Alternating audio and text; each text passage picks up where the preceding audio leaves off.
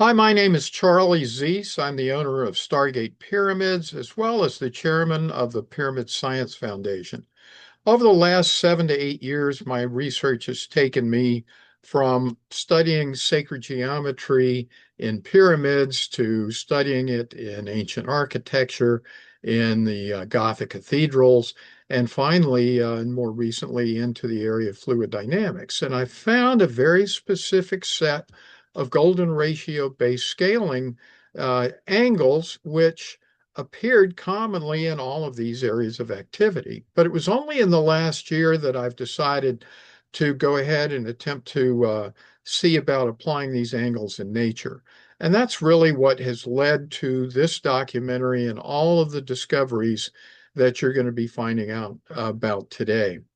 In short verse, I've been able to reverse engineer through the geometric angles that I had previously discovered, as well as some new ones that I found in nature. But I've been able to reverse engineer a scaling algorithm that works with 100% success in all areas of growth in the plant and animal kingdom, as well as a whole bunch of other activities that you saw just a few glimpses of in the introduction. So I'm going to turn on the screen now so that we can go over each of these in specificity. So here's the uses of the algorithm list. I wanted to go over each and every one of these because we're going to be discussing each of these during this documentary. So I mentioned golden ratio scaling appears to control all plant and animal growth, which is just huge. It's going to revolutionize the biological sciences. It's involved in fundamental processes that we see in nature every day. It's involved in minimizing drag in fluid dynamics, think nose cones and planes and rockets and so forth. Uh, it maximizes the thrust of jet and rocket engines through the geometry of the nozzles in the jet and rocket engines. You'll find this in all conical bore and percussion musical instruments, even indigenous uh, percussion instruments from around the world. Telecommunications equipment and technology, human sensory receptors and DNA. I think this is going to be really important when science eventually picks this up and starts to get into this.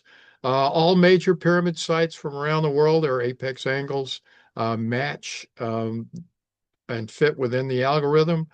Purely aesthetic uses throughout nature. If you've ever wondered how the stripes on the zebra or the pyramids on the turtle shells come into being, well, there has to be some way that those happen. They didn't happen through evolution, uh, but sure enough, they are part of this scaling algorithm that we can see very easily once we know what we're looking for. Uh, Ancient architecture, onion domes, star forts, ancient domes of all sorts. We're going to find these angles showing up in that ancient architecture. Free energy technologies from the last 300 years all use one of these angles. Even the angles between the stars and the constellations conform to the algorithm and the street grids of major cities around the world. So we've got plenty to look at and not that much time because I don't want to make this too long, but I do want to give you the summary results. In every case that we cited earlier, 100% of the angles measured came from the algorithm. And interestingly enough, the most frequently used angle in the algorithm is the Giza pyramid apex angle of 76.345 degrees. Now, I did write a book on this a few years ago. I didn't know I was going to be prescient in writing a book about this angle, but it does show up as the most predominant angle for growth in the plant, in the plant and animal kingdom. All right, how did I come up with this algorithm? As I mentioned, I'd been doing work with pyramids and then with fluid dynamics. This is the most important geometric angle for purposes of determining this algorithm. before I could ever build these pyramids for my customers at Stargate Pyramids, I had to figure out the geometry, and all I had was a photograph to go on. So I reverse engineered that through the diagram in the center of this page. I started with a circle with a diameter of 1 and decided to stack other circles on top, each time dividing the previous diameter by 5. So I started with a diameter of 1, divided that by 1.618, and I came up with the next diameter of 0.618, did the same thing, 0.382, 0.236, and so forth. Interesting fact, cannot come up with enough circles to hit the top of the triangle, but you do get a slant angle down at the base here on the right diagram of 76.345 degrees and an apex angle of 27.309. Now, when we plot that, interestingly enough, against the Giza pyramid, which again I said is the most common angle, the 76.345, we find it at the apex angle of the Giza pyramid, where it's at the base of the Russian pyramids. But these two angles became the first two in the algorithm. Next, I went into fluid dynamics, and here's just a very, very quick summary. You're going to start to learn some of the terminology here. The 76.345, I'm defining that as G for Giza geometry. So it's showing up in the old lighter than air dirigibles. The B2 geometry, which is of the Russian pyramid, we're calling that B2 because the base length is 2. Has this geometry in both the front and the nose cone and the rear tail section of the plane. And you can see that there's one intermediate. That's the B4. That's in the front of this aircraft, and the B2 is in the rear. But in order to get to B4, all I did was double the diameter. So the base went from 2 to 4. Moving down to the B1 and B5, I did the same thing, except I divided by 2 and to get B1 and then B.5. So essentially, we had an algorithm. I expanded it a little further, but if you exclude the 5.236 in blue, that line, you can see that if you start with the B2, base length of 2, all I did was double to 4, double again to 8, divide by 2 to get 1, 1/2, 1/4, and 1/8. And the slant height, and this is critical, is always going to stay the same in this algorithm. That's just the way the programmer did it. There's no reason to question why they did it. We may figure that out in the future, but that's just the way the reverse engineering works out. So this is essentially the set that I went into when I decided to go study nature and see what I could find out. Well, what I did find out was that those angles showed up, but there were still some that were missing. And those turned out to be supplementary angles. Now, what does that mean? Supplementary angles are those two angles whose sum is equal to 180 degrees. So those are found extensively, especially in the plant kingdom, but also in the animal kingdom as well. So it's but I found them first in the plant kingdom and leaves. So once I knew about those, added those supplementary angles into the diagram, we were able to get 100% success on all of our measurements. So that was a huge find, but it's a find that can only be explained through an algorithm and some sort of a simulation. So adding the supplementary angles, I've added 2 columns here. We can now go through the nomenclature. All cases, the slant height is going to be phi cubed. The base lengths go on the left. The names of the angles associated with that are shown here. So a base length of 8 has a name of B8, 4, B4. The only difference is the Giza geometry. I set it separate because we're going to be doing separate research on this, which is away from this topic of simulation theory, but it's clearly not in this main algorithm. and it needs to be thought of separately. So these are the angles that we're going to be using going forward. Again, the supplementaries are just like the others. S8 would be the supplementary angle associated with a triangle with a base length of 8 and a slant height of phi cubed. So that's all the math we're going to really be doing today, so I hope I haven't lost too many folks. All right, research testing methodology. In each of those cases, I tried to find all of the GRS angles that I could find in any area to look at them. And the way I did that, I looked within subject matters and I looked in Wikipedia, other reputable sources for lists. I could find lists of, mollusks, for example. And the best one may not have been on Wikipedia, but whatever was the best available source or sources, I used them, measured everything, and 100% of the cases, the angles came from the algorithm. So far, I haven't found anything that is out there in nature that I can't fit within the algorithm. 100% success, and that's thousands upon thousands of examples. So the pictures in this documentary, they are abridged. They're just a few of the many thousands. I've got many, many more of these in the unabridged version. We're going to have a link to that.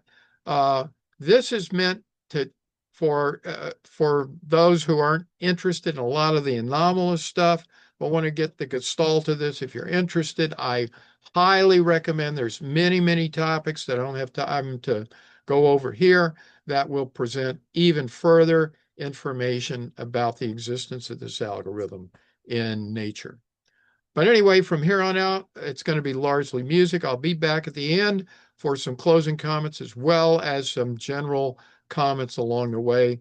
But I thank you for listening. And now sit back, relax, and listen to the music while you see these geometric angles in nature and in all of the other places that we discussed.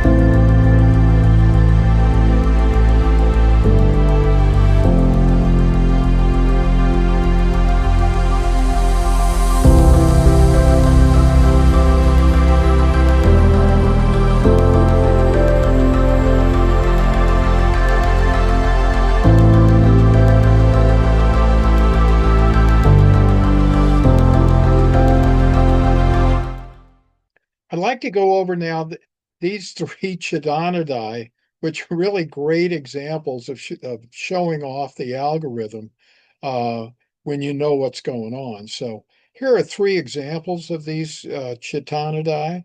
And as you'll notice, each one of them has a different color, but they each have the same kind of wavy lines, and they all have 6 of these triangular figures, which, interestingly enough, all contain the scaling geometries from our GRS algorithm. Now, in the first case, we have 1 B3, we have 2 B4s, and 3 Gizes. In the second example, obviously it's red as well, dark, different color, but it has 1 B3, 1 B4, and 4 Gizes. And the final example, we got to go from left to right in this case, but it's 3 B4s and 3 Gs. So these, I guess people have not figured out that these what these were before, but once you know what these angles represent, these represent clear examples of the programmer putting these on display in a pretty ostentatious fashion.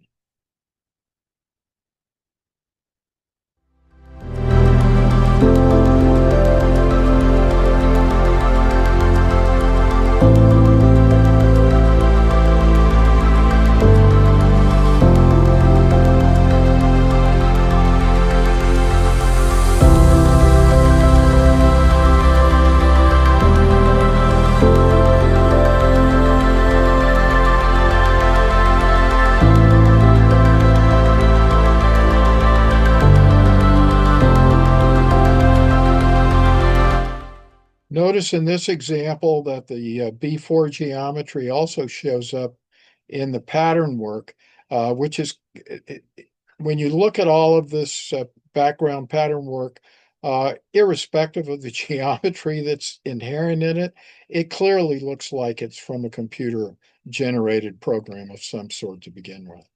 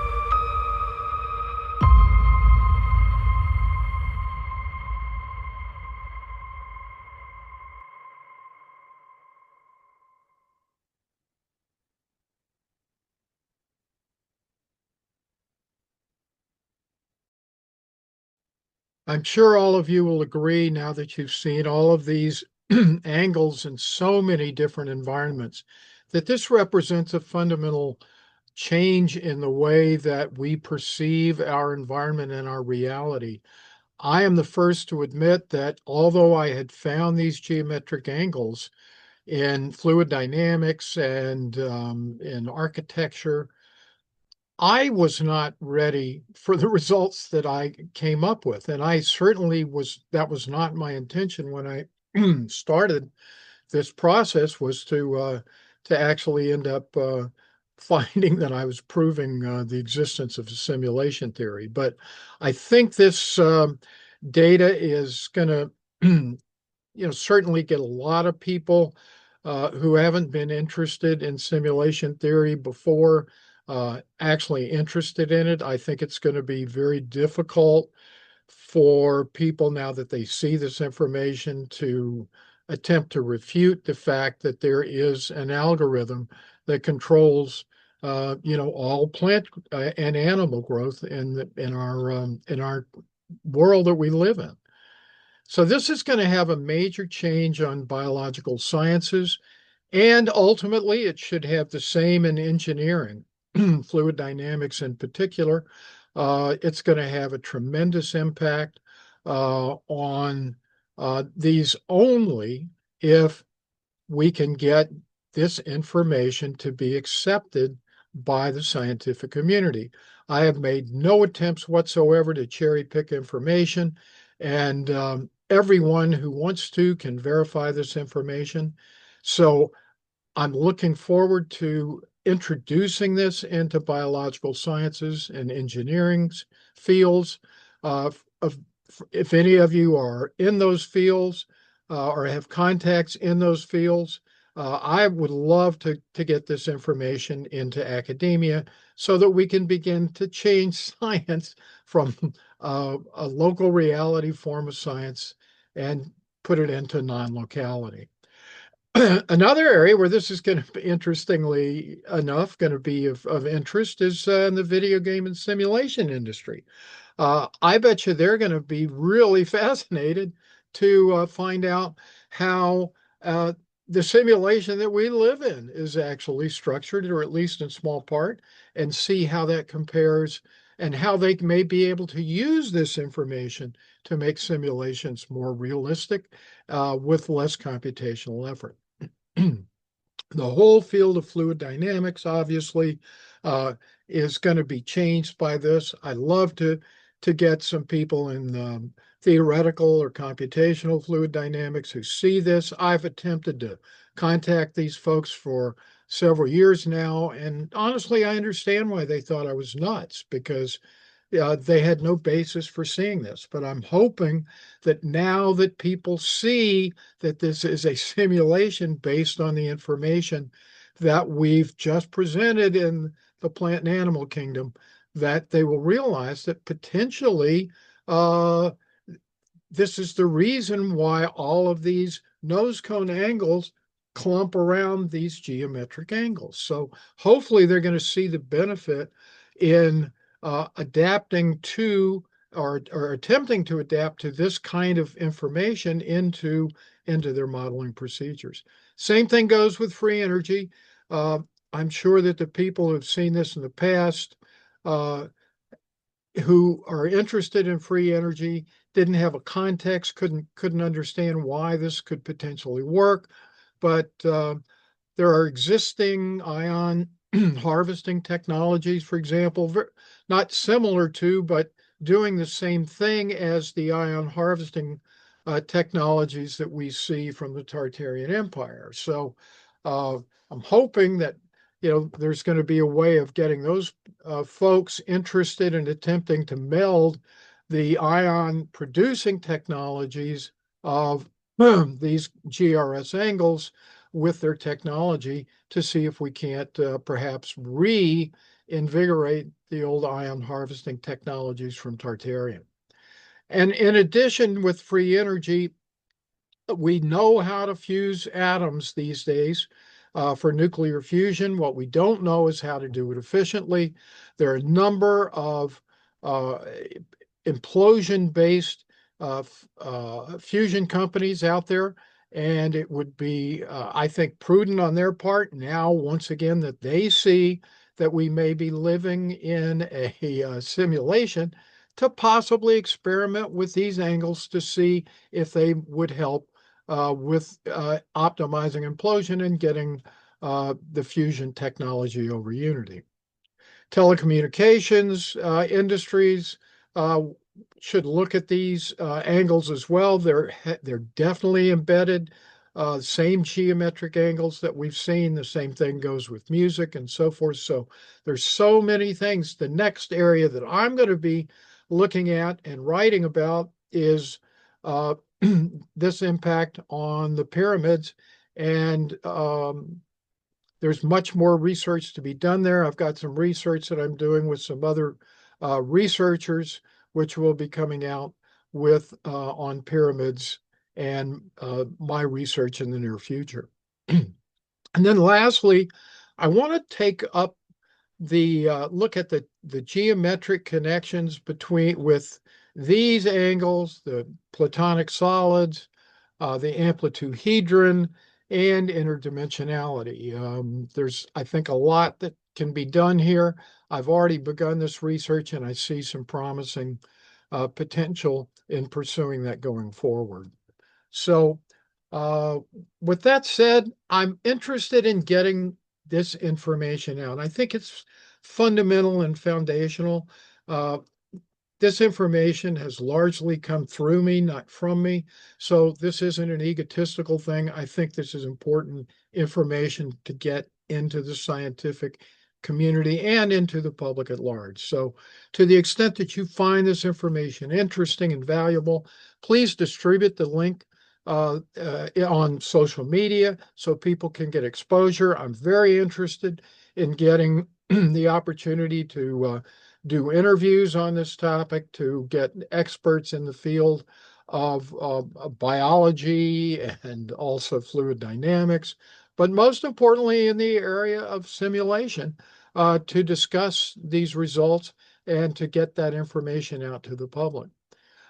In terms of academic conferences and articles, I'm interested in getting this into the biological sciences, perhaps first to begin with. So if there are any people out there who could help me to get contacts or to disseminate this information through speaking at conferences or academic journals, please let me know. I'll be giving you information here in a minute on my contact information.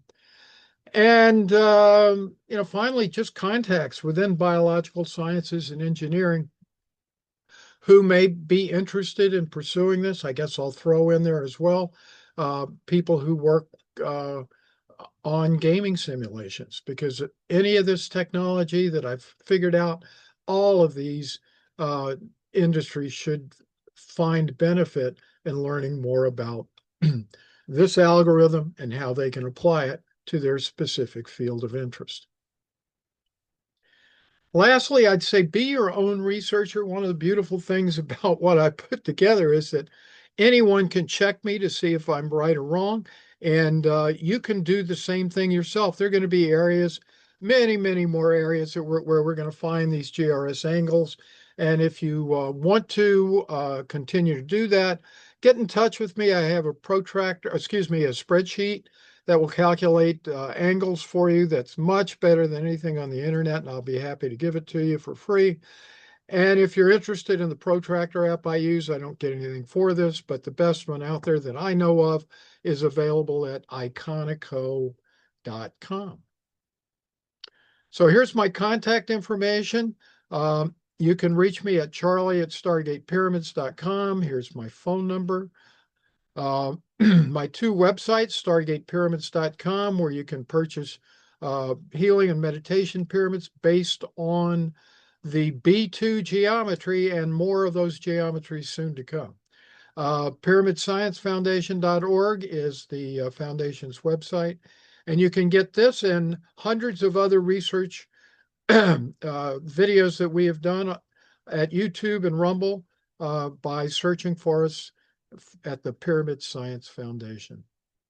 So as we close up this documentary, I want to thank all of you for watching. This is a new area of science, obviously, something that I think we may have known in the past, but we've lost this information.